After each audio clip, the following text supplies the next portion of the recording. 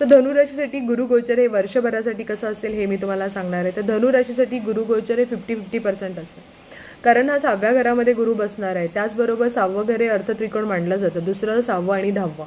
तर त्याचबरोबर 10व्या घराकडे दृष्टी त्यांची पडत आहे. तर रिस्पॉन्सिबिलिटी वाढतील, काही कामं तुम्हाला देण्यात येतील, प्रमोशन होण्याचे चान्सेस आहेत, चांगलं ऑपॉर्च्युनिटी तुम्हाला मिळणार आहेत. पण काय होईल की जेव्हा तुम्हाला डबल काम देईल तेव्हा तुमचं मन म्हणजे असे योगच येतील किंवा अशी भावनाच निर्माण होईल की करण्याची इच्छा निर्माण होणार नाही. पण तसं प्लीज करू नका.